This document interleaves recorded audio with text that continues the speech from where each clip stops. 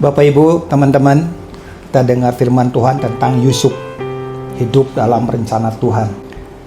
Ini Tuhan menaruhkan sesuatu dalam hati saya tentang Tuhan menyiapkan rencananya untuk kita. Dan Tuhan menyiapkan kita untuk rencananya. Kalimat ini begitu hidup ya dalam hati saya. Kenapa? Karena ada sisi Tuhan menyiapkan rencana. Dan ada sisi kita yang disiapkan untuk rencananya. Dan itu ungkapkan buat mata saya melihat bagaimana Tuhan punya sesuatu yang besar sebenarnya. Sebelum lebih jauh, saya ingin kita sama-sama baca dalam Efesus 1 ayat yang keempat. Ayat ini berkata begini, sebab di dalam Dia, di dalam Yesus Kristus, anaknya yang tunggal, Bapa Surgawi telah memilih kita sebelum dunia dijadikan, supaya kita kudus dan tak bercacat di hadapannya. Jadi ini sisi yang betul-betul kita harus tahu, bahwa kalau hari ini kita datang kepada Tuhan, memberi hidup kepada Tuhan, mengasihi Tuhan, menyembah Tuhan, melayani Tuhan, sebenarnya itu kita sudah dipilih oleh Tuhan sebelum dunia dijadikan. Masalah dipilih sebelum dunia dijadikan itu satu sisi.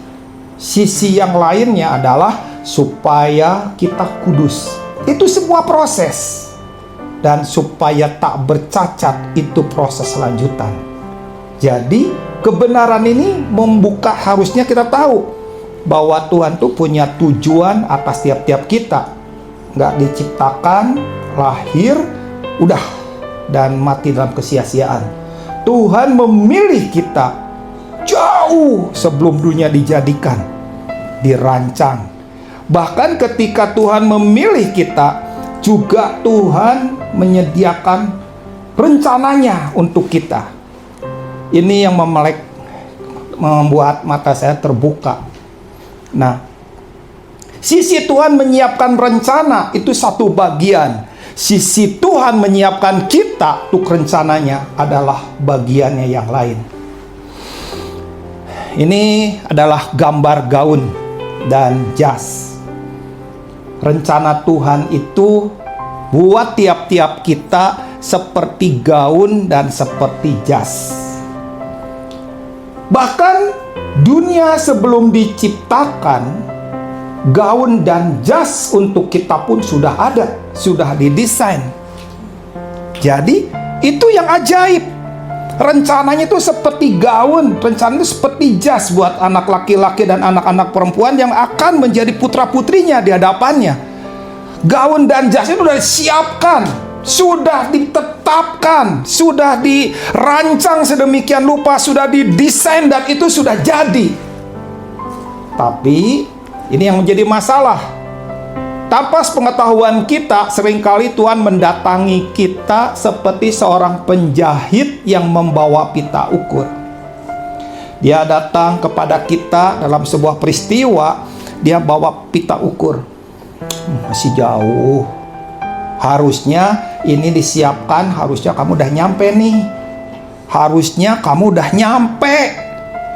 Tapi belum nyampe. Terlalu berlama-lama dalam masa kekanak-kanakan. Terlalu berlama-lama hidup dengan mengasihani diri sendiri. Terlalu lama hidup dalam dosa. Terlalu lama hidup dalam kegelapan. Dan Tuhan datang membawa pita ukurnya. Masih jauh. Masih jauh.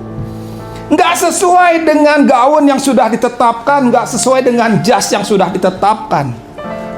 Terlalu kecil ini, pertumbuhannya terlalu lama. Harusnya sudah segini, ini masih segini. Harusnya sudah semeter, ini masih 30 cm. Masih terlalu lama. Seringkali Tuhan tuh begitu hadir dalam hidupmu.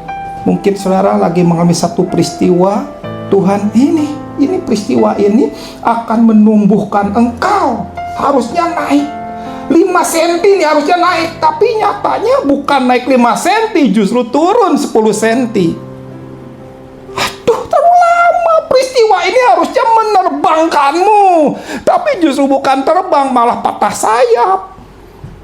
Harusnya peristiwa ini membuat engkau mulai kenal Tuhan lebih dalam lagi, tapi nyatanya justru kamu berkata, Tuhan, aku gak lagi percaya kepadamu karena kau gak tolong aku. Aduh, yang gitu-gitu tuh Tuhan banyak ngelus dada nih. Harusnya dia menemukan kita. Nah, ini tepat. Di titik ini pertumbuhan 5 senti. Good, lanjutkan anakku, lanjutkan. Engkau benar-benar presisi. Dalam sebuah peristiwa lanjutnya, harusnya seorang tuh naik 10 senti. Dan waktu diukur, ih, keren nih anak. Ih, bener, mengagumkan. Keren ini. Dalam peristiwa ini dia bisa melewati dan bertumbuh 15 senti. Waktu direntangkan tangannya seperti ini, lalu dia ukur. Ih, tepat sekali, tepat. Seperti itu. Seperti itu harusnya terjadi dalam hidup kita.